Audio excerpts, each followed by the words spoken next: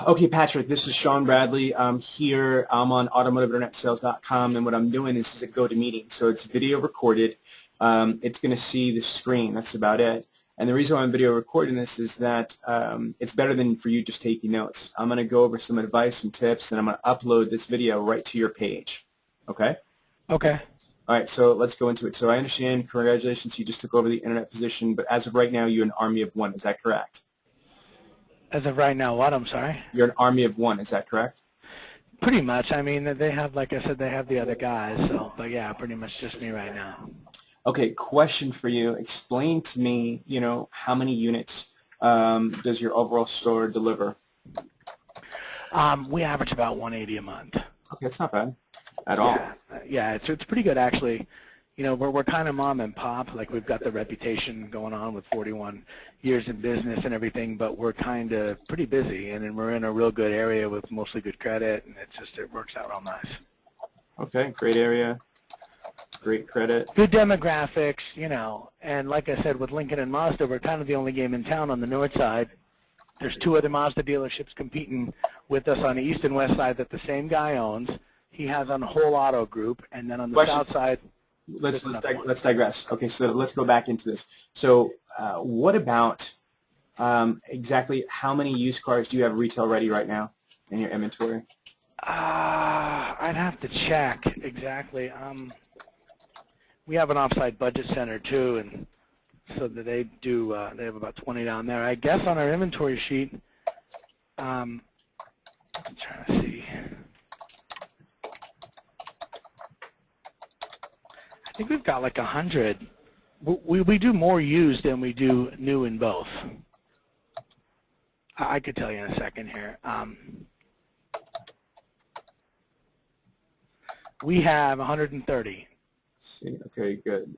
So roughly on the web page right now. Okay, it's 130. Stand by.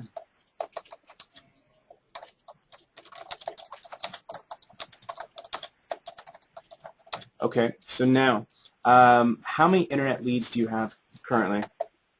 Me right now? No. How many does the store have? We get about 300, but it's down to like 275, roughly right now. Okay, so 275 to 300. Okay, now 275 to 300. This is very important what I'm about to ask you, okay? Are these just your email leads? Or are these your including internet phone ups? Now, before you answer, let me explain. If you have AutoTrader, Cars.com, or any other used car portal, they provide an 800 number, and that 800 number is going to generate email, not only just the email leads, obviously, from the lead portion, but it's going to also, provide phone ups, internet phone ups. So when I say how many internet leads do you have, I'm counting internet emails and internet phone ups. So with the phone ups and the fresh ups and the people who saw cars online are handled by the floor people. If a phone call comes in, the floor guys take it, and they just set the appointment. If they say they saw a car online, that does not count. Stand by. It does not count. Okay, then that sounds ridiculous to me. Excuse me one second. That Lincoln Mark said was certified. That Lincoln MKS that people bought, he said it was certified. He told me it was certified from the previous owner. Well, right. Okay, go ahead. I'm sorry.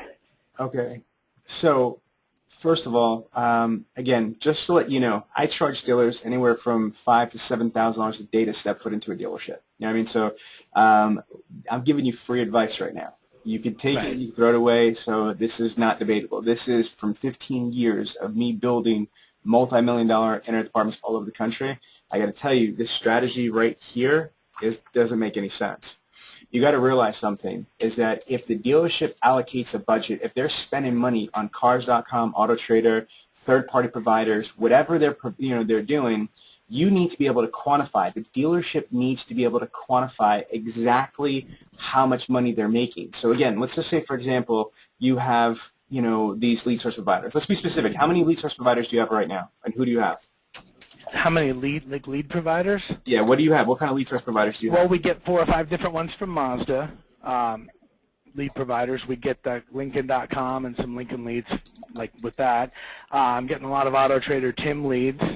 And Search Optics is our web provider. They're supposed to be. They've sold us, and they've sold the owner and the GM a program where they're going to try to get us, all this search generation, search optimization stuff and everything. Search Optics, and there's leads from our website. I don't have the exact count. We're getting a lot of Tim's leads. The Tim's leads aren't really the greatest thing. No, I don't really count them either. No. So basically, it doesn't sound like you have any of the major lead source providers like Auto Bytel, Cars Direct, Dealix, Auto USA. We get Mazda Auto Bytel. Yeah, but see, here's the thing. There's a big, disconnect. Is that I don't even count those because those are only PMA for Mazda. I have a lot of Mazda clients. So again, other than those are to me Mazda OEM leads. And yes, some of them are aggregated from those other places, but those are only people in your direct area, in your primary market area set by Mazda. Mazda's not going to give you leads from Auto Bytel that are in another Mazda dealership's PMA. Do you see what I'm saying? Yes. So that's not really totally useful. So my question is, I get it. Mazda OEM leads, Lincoln OEM leads, Auto Trader Tim leads, Search Optics, and your website. But from that, you do not have any of the standalone, Auto Bytel, Auto USA, Cars Direct, Dealix, CarWoo, any of that stuff. Is that correct? That sounds correct. I'm kind of looking over some of these leads right now where I got the sources from Dealer Direct, Lincoln. Yeah, I mean, we're not getting... Yeah, and I got to tell you something. For your franchise, you only have 275 to 300 leads. That makes sense to me. It sounds like your dealership isn't really proactively, creating leads. And I understand they're looking for Search Optics to try to pick up some of that stuff, but I don't anticipate that Search Optics is going to yield you 300, 400 leads. I don't see that happening. So I just looked at 10 leads, and there's not one on here that other than Cars.com, that even is anything close to what you were saying. So like you said, it's all coming from just really 4 or 5 places. All right, so there's several different things. My mind is spinning. So the first thing I would say is that let's go back to what we started talking about a couple moments ago, is the fact that I'm very concerned that the way that your infrastructure at your company is set up is faulty. You basically are not allowing the internet leads to be handled by the internet team yourself. If I were you and you just accepted this position, I would fight tooth and nail that you get all the internet leads, or your department gets all the internet leads. Follow me. Well, there are other guys selling the leads too. There are, but what the problem is, there's four of us that do the internet. But the deal is they sell more fresh ups and view the internet as a commodity, where I view it as a livelihood. And it actually cost me last month because I sold less cars worrying about the internet than I did worrying about the lot. They sell more lot ups, and I just think that's just. That doesn't register for me. Well, that's different than what you said originally. You know what I mean? When I looked at your... Oh, I'm sorry. Yeah. No. Right now, if I end up doing the whole... Right now there's 4 of us, but they want me to run the department, but I don't know if they're going to say, hey, we want you and one other person. They may take it away from everybody else. That's kind of what I'm getting at. Yeah. Here's what I would say. Back, yeah. That's the point of this conversation. I'm trying to give you some free advice. Like, if I were you, sure. I would absolutely, hands down, love to take the internet department if I were you, because 92 to 99% of Americans go online before they step foot into the dealership. 92 to 99% of Americans go online before they step foot into the dealership. So that's the first thing. So once they're online, okay, if you are in control of that, you have almost like the goose that laid the golden egg, so to speak.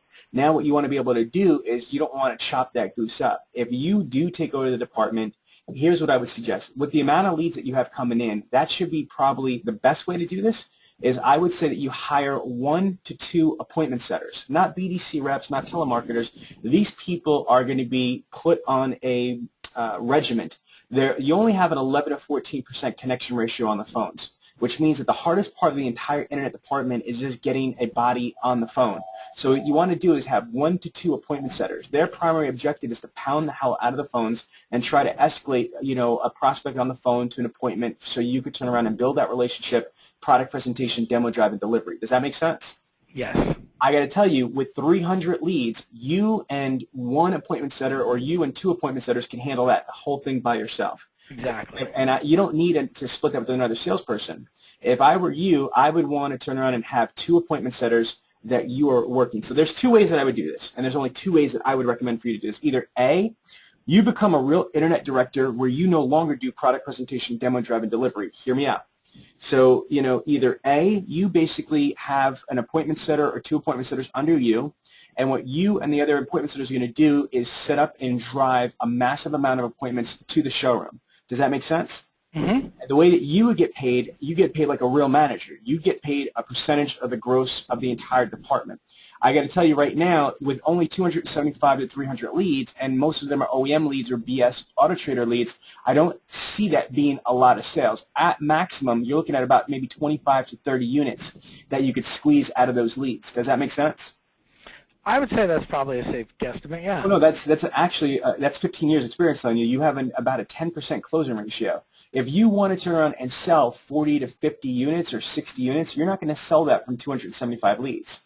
And you're damn sure not going to be able to sell 50 or 60 units from, OEM leads. You got to realize that not all leads are created equally. The OEM leads are an average 90-day buying cycle. Third-party leads are an average of about a 45 to 55-day window period. And leads that are from your website or from search engines are about 30 days or less. So you got to realize that with the lead structure that you have right now, you are not set up, to be able to sell in 30 days or less. The vast majority of the leads that you have are going to probably close, but they're going to close post 30 days. Does that make sense? Yeah, and I've had a few of those where it was a 45-day bam, bam, bam follow-up, don't leave them alone process, and they showed up and bought a car. So here's option one, like I said. Option one is that you could turn this into a real internet department that you could turn around and go to your manager, and if I were you, I'd pretend that and you're my manager. I'd say, listen, okay, here's what I propose. The realistic aspect of this is that we have 275 to 300 leads. Yes, that there are Yes, there are leads that are going to get carried over. So even though you have 275 to 300 fresh leads, that doesn't mean that's all the amount of leads you're going to work in the month. Because let's just say, remember, today's the last day of the month. Let's say you had 300 leads this month. Let's say you sold 30 cars. There's 270 leads left over. Some are dead, bogus, bought elsewhere. I guarantee you're going to start June 1st, tomorrow morning, with 150 leads to 200 leads. Does that make sense? You mean if I was doing it all myself, you mean? Yes. Well, it doesn't matter if it's you or the dealership. I'm going to repeat that. If the dealership, not you, forget about you, if the dealership received 300 leads in a month, right? Mm-hmm. And the dealership, out of the 300 leads, the dealership sold 30 units out of the internet department. That means that there's 270 leads left over. Today's the last day of the month. Am I correct? Right. Okay, so then tomorrow morning, just because you closed the month of May doesn't mean that those 270... Oh, right, the pipeline, 150 left over, correct. Yes. So what I'm saying is that June 1st, you're going to start with carryover leads that came in May 15th, May 30th, May 12th, May 1st, whatever. You're going to start June 1st with those carryover leads, plus June 1st to the end of June, you're going to get another 300 leads. So in my opinion, in the month of June, you or your department are going to be able to work probably 400 to 500 leads. Does that make sense? Yes. Okay, so this is what screws up a lot of dealerships, Patrick, is that they don't set up for what's called the residual flow factor. So here's option one. Option one is you say, listen, and I'm going to pretend I'm you. I'm Patrick, and you're my manager. I'm going to say, hey, GM, boss, look, I got an idea. I talked to a national consultant. Here's the thing. We've got about 250 to 300 fresh leads, but we have a carryover of like 100. So I'm thinking there's 400 plus leads. Here's what I'm thinking is that you take me off the floor. I want to get a percentage of the gross of the department. I'm thinking that I could sell you between 30 or 40 cars out of the department, but here's how it's going to work. Me and either a minimum of 1 to 2 appointment setters, our whole job is going to be to basically make all these phone calls and set appointments. When they come in, we could feed the floor. Do you see what I'm saying? Now, again, the salespeople, you could do, and this is a high-level conversation, Patrick, is back to you, is that either the dealership can pack the deal, charge the deal back, split the deals with the salespeople, however they want to do it, but it doesn't really matter. But option one is that you are the real internet director, which means you don't sell the cars. Your job is to work with the appointment setter to just basically drive the appointment. So follow me. To sell 40 cars, you need to get 80 bodies into the dealership. To get 80 bodies into the dealership, you need to make about 160 to 180 appointments in a month. Does that make sense? Yes.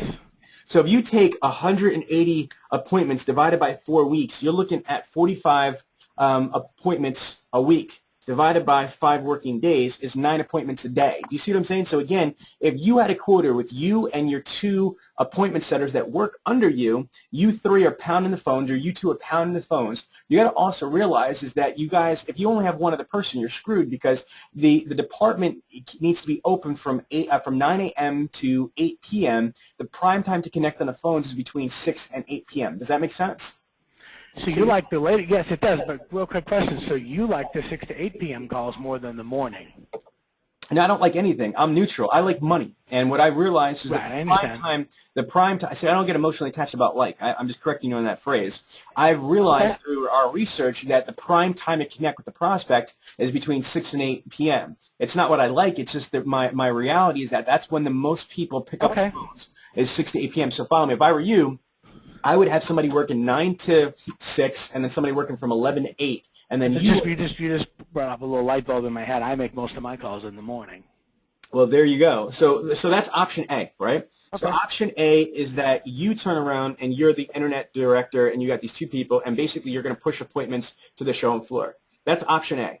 Option B, ready for it? Option B is that you turn around and you are the internet slash director slash consultant, but then you have two full-time people working for you making phone calls. So here's what you're going to do. When you're not doing a product presentation, demo, drive, delivery, you could also make phone calls. But when you are doing a product presentation, demo, drive, delivery, your leads just don't sit there and ferment like prison wine. I mean, you'll have two people in shifts pounding the phones and making appointments for you. So option A is that you and the other two people are making all these appointments for the showroom, which is going to boost everybody's individual showroom sales. You know what I mean? Because you're basically feeding them deals, right? Or you were just the sales consultant, but you're backed by two appointment setters. Me personally, Okay. if I were you, is I would rather be a real manager and drive appointments and just get a percentage of the gross of all the sales from that department. Does that make sense? Okay. Yes, I think what they're thinking, and they haven't said anything yet, is that I would be A, but I don't think my pay plan would be tied to gross. I think it would be tied to units and per car deal or whatever. Well, But whatever it is, we'll see what it is, and I'll handle that, I guess.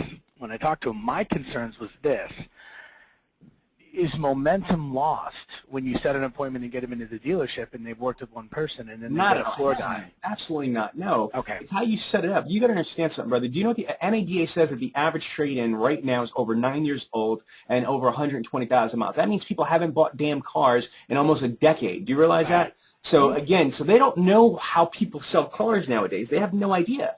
I mean, like, if you first time walk into an Apple store, you'll be shocked that they could turn around and right there at the door, you could buy it and they could run your credit card off their phone, right or wrong. Right. No, most people are used to getting in a stupid line and waiting, to the cashier. So what I'm trying to say is that, they don't know how you sell cars. So as long as you have an integrity-based process, right? As long as you have an integrity-based process where you are able to articulate expectations. So again, that's training stuff. Can I make a suggestion for you? Mm-hmm. Who's your manager at the department? Who's your boss? Is it the GM or the dealer principal?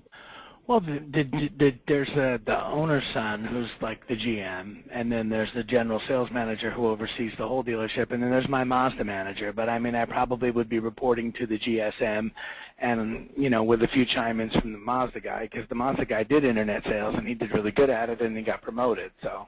Well, just so you know, I started out at a Mazda dealership. I worked for Weisslitter Lincoln Mercury Mazda, where I took a small mom and pop dealership just like yours to doing over 35 units a month by myself. I would average about 30 units a month as an internet sales manager all by myself, no appointment setters. I got scooped up by a dealer group. And then, I basically took a 25-unit department to 110 units. Dude, I was doing that over 12 years ago. I was selling 100 cars off the internet. Now, for the last 9 years that I've owned Dealer Synergy, I've built thousands of internet departments, and I've got countless covers after cover after cover of national successes. And I'm telling you, the model works. What I'd suggest is that this was really good advice, and I recorded all this for you. If you want, you could turn around, and once you get the recording, you could send it to your managers for them to listen to. But what I would suggest is, if you really want to be, and I'm going to stop the recording here for a second. Okay, so don't say BDC because it's not a BDC. What you want to say is internet sales coordinators. You're going to train people to be phone sales, experts, outbound phone call sales experts, inbound phone call sales experts. Their job is to pound the phones, get a prospect on the phone, go through a phone process, and try to sell the appointment. Email sells the phone call sells the appointment builds a relationship, product presentation, demo drive, delivery. Does that make sense? Yes. Okay, stop. What I'm going to do is